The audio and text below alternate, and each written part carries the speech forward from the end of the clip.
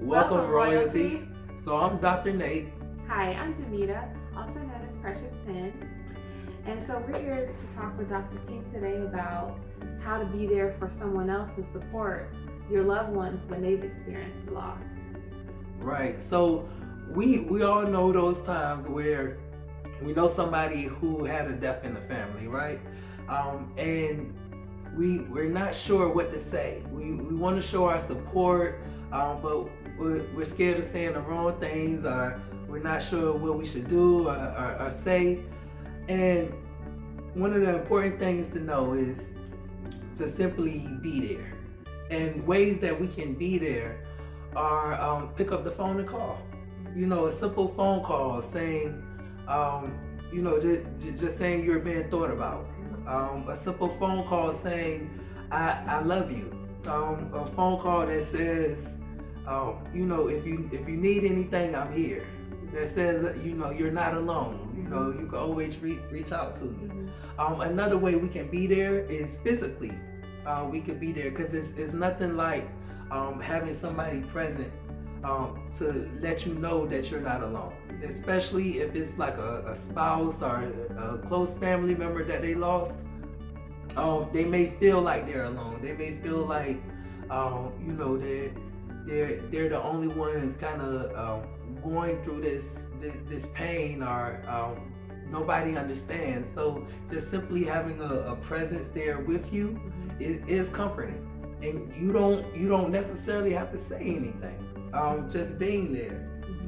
So ways to be there are not only sit with them, but also we want to give them their space, because we know many of us have grown up knowing that, or thinking that crying is a weakness. And so many people are scared to cry or show certain feelings or show that they're sad because they may see it as a sign of weakness, right? Or an attempt to be strong. Especially many older siblings are maybe core members of the family who feel like they have to be strong for everybody in the family. If you're present, they may feel like they can't show that side. They can't grieve, they can't cry. And so maybe giving them that space, allowing them to be in their room while you're in the living room, or you go into a separate room, but leave the door open so that they know that you're still available to talk to if they need to. And they may not talk to you, they may not reach out, but just the simple fact of that offer is comforting. And so just like there may not be things it may not be a perfect thing to say to somebody in this situation. There are definitely things that aren't as good to say, that aren't healthy to say, that isn't as supportive. And so some of those things for me would be just saying, I know what you feel. I know how you feel. You don't know how they feel. You're not in their body having their experience, and you didn't have that particular relationship. So you really don't know how they feel. Also, if they're going through a certain time or an experience, saying, oh, I was like this when I lost my mom, or I remember when I lost my mom. They're experiencing it, currently, and they don't really want to hear your experience right now. They want to still sitting and trying to understand what they're going through, right? And so what we don't want to do is add a problem. It's simply sharing our experience, and adding your problem and your feelings on top of what they're going through, right? So never share an experience, especially without a solution, right? So have a solution. If you do share something, just say, this helped me when I was going through this. Give them solutions, not problems. Yeah, that's good. What are some things you might have experienced that wasn't as supportive, and then what are some things that was supportive for you in your process?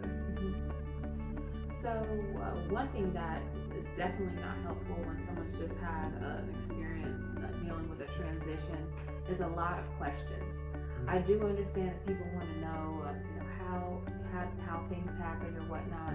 What would be the best route is to ask someone that's close that may know the situation or whatnot.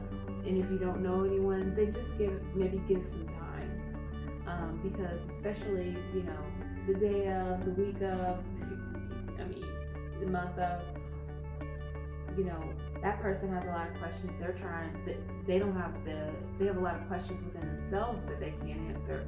So then when you have 50, 30, 500 people coming and asking more questions, a lot of questions just makes the situation a lot more overwhelming. So that's certainly not helpful, a lot of questions. The top 3 things that I would say were very helpful in my journey in having lost my mom and my brother. One, I can remember when my brother transitioned, a friend called and he shared one of his greatest memories of my brother. So that's a really healthy and positive thing to share.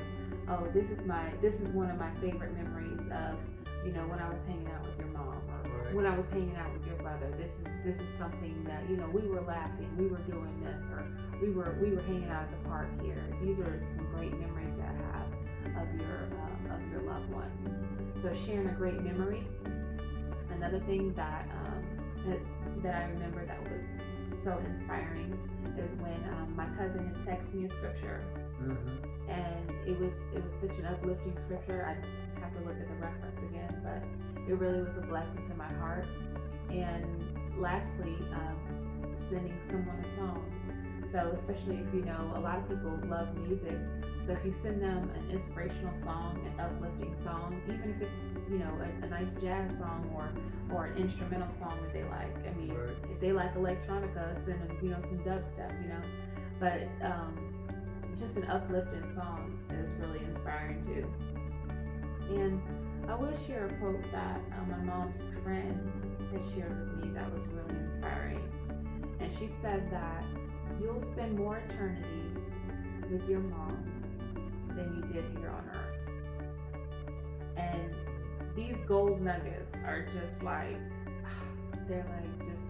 you really hold something like that in your heart, because in the times when you feel like, man, I really, really miss my mom, there's still some milestones in life that,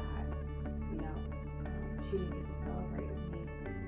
But it's only that she is not celebrating them in person, but she's still celebrating, because as you mentioned earlier, Dr. King, she's still with me in spirit. Right. So down the road with the grandkids and all these other milestones that I'm moving forward with my art and whatnot, Mom is still with me, Buddy's still with me, just in a different capacity.